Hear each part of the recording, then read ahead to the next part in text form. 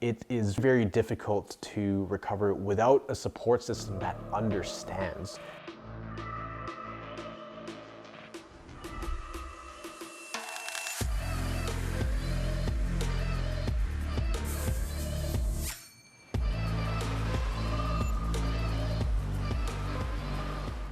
How's it going, guys? Miguel here from CFS Recovery. In this video, I'm going to be talking about how to recover from chronic fatigue syndrome if you are a parent or if you are taking care of a child. Now, if you don't know me, I'm just going to say right off the bat that I am not a parent. I don't have a child. When I was recovering, I only had myself to think about, really, and my own recovery. I was not in a role where I had to be responsible for another life. Now, when you're a parent, it's a completely different story. So everything I say in this video are things that worked for other parents, for specifically people in the program who have small children. And I'm going to share with you what's helping them, what were the difficulties, and what were some workarounds that just really helped with the recovery process. Now, I want to give a huge shout out to Nicole, Emma, Lindsay in the program. Shout out to you guys for suggesting to make this video. At first, I was a bit hesitant because I'm not really speaking from experience myself, but what I am speaking from is experience talking to people who are recovering and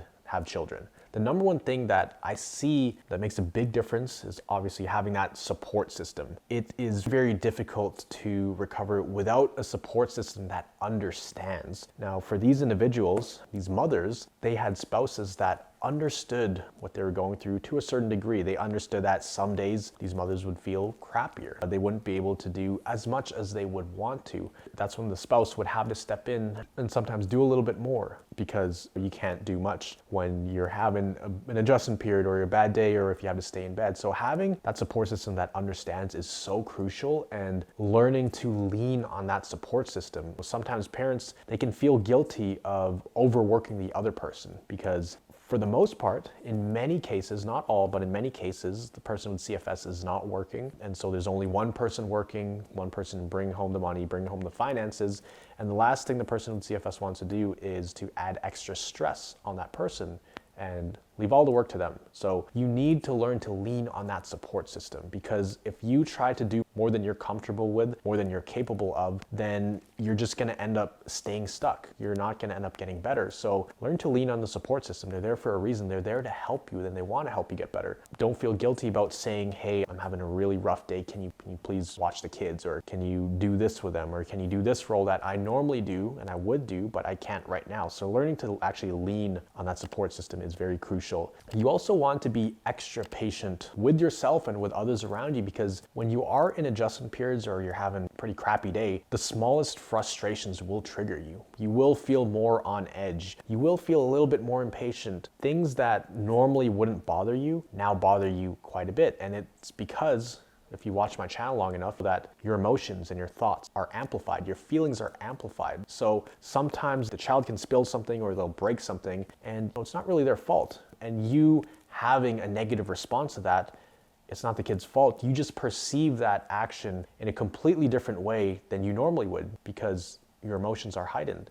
So just really be aware of how you are feeling emotionally as well, and just know that it's not the real you. It's not your normal state of emotions. Things are going to be more amplified. It's already frustrating to begin with. So if you start getting frustrated, and then on top of that, you're more frustrated with yourself for getting frustrated. I know it's some crazy inception thing going on there. It's some loop. That is just an energy leak. It's way more unnecessary stress than is needed, right? So minimize your energy leaks. The more frustration you have, the more unnecessary stress you will add. Circling back to the topic of guilt, you might feel guilty that you're doing things a bit slower, you're taking longer, that you're not able to do as much, but you do need to give yourself a break for things like lazy parenting. Sometimes it can feel like lazy parenting, but it's really not. Sometimes you do need to make sure your body is getting the rest that it needs. And even if that means saying no to certain things, or again, taking a back seat and letting your partner kind of pick up where you're unable to provide that extra support, being able to actually relax, or at least try to mentally relax when you are taking time off. That's very important. Sometimes parents can feel like we need to give our children the world, which, it's normal. You do want to give your children the world. We want to do all these amazing things. We have to take them out. We have to play with them. We have to make sure the experience is amazing. But really at the end of the day, you know, just your presence being around your children is huge. If they're 1, 2, 3, they're not gonna remember much of the difference between you guys watching a movie at nighttime, eating popcorn, or lying down in the living room, you blowing on their stomach and playing with them and tickling them. They're not gonna notice the difference between that and going outside, running around in some grass. They might, but it's not gonna stand out as much as you think it is, right? You're gonna remember all those things, but your child is just gonna remember your presence of being around them. And I think the presence thing is very important too. You need to think about how can you be more restorative when your child is resting. A lot of people can tell the mothers or the person taking care of the child, oh, just take a nap when your child takes a nap. Oh, just go to bed when they go to bed. It's not that simple, because sometimes when the child takes a nap, you feel like that's your time to catch up and do other things around the house and fill your time with other tasks other than taking care of the child. But in that case, you're not really resting. So you want to really ask yourself, how can you be the most restored? How can you be as restorative as possible when your child is resting? Instead of cranking the activity levels up or trying to catch up on certain things, you do want to rest when that time comes, right?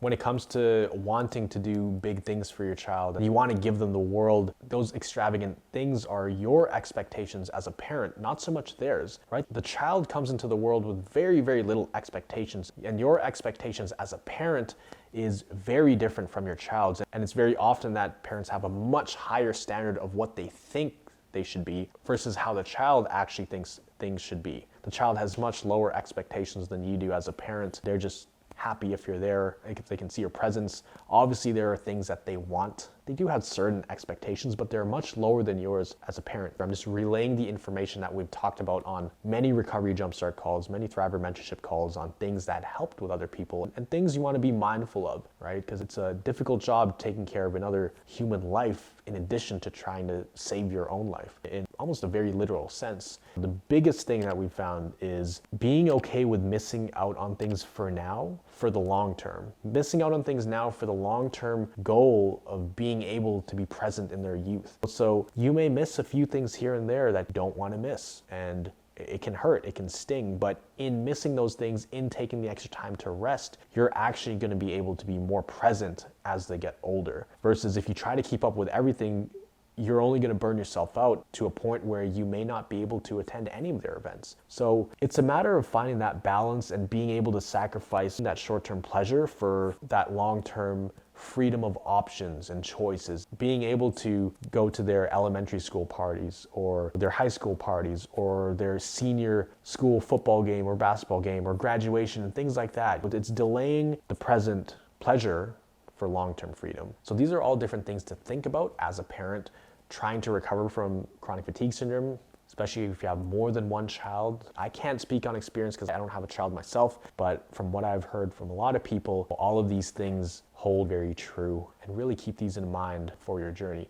Now, if you wanted some extra help on your journey, especially for specific things like this, if you wanted to be able to talk to people in a similar situation that you're in and get advice from them and what's worked for them, what hasn't, specific information like this that I didn't even know during my recovery. I learned it through helping other people recover. If you wanted some extra help, you can click the link down below. You can apply for the Recovery Jumpstart program where you meet people just like you, highly motivated to recover. They're going through tons of symptoms, lots of fatigue, there's lots of uncertainty, but there is hope, and there is that sense of team and kind of family and community that you have as part of this tribe of people, as part of these thrivers. You know, I have this shirt here, it says thrivers, because the people in the program, they're not just willing to survive any longer. They want to thrive, and that's the ultimate goal, right? For many people, they can get stuck in this survival mentality where they almost give up hope and their main goal is just to get through the day. Whereas the people in the program, we really try to instill in them this mindset of we have a goal to accomplish, and that goal is thriving health. That's where you're living your life. You're able to travel, you're able to go back to work, you're able to have a social life and truly live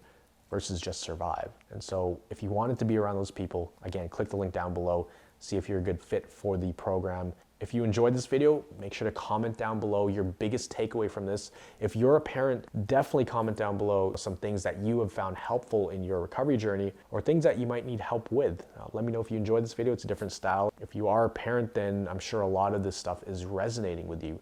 So share your thoughts below if this helped. Make sure to hit that like button, hit the subscribe button, and hit the notification bell to make sure you don't miss out any of the content we're putting out. And always remember, you are a thriver and you are just one mind shift away from living a life with thriving health. I'll see you in the next video.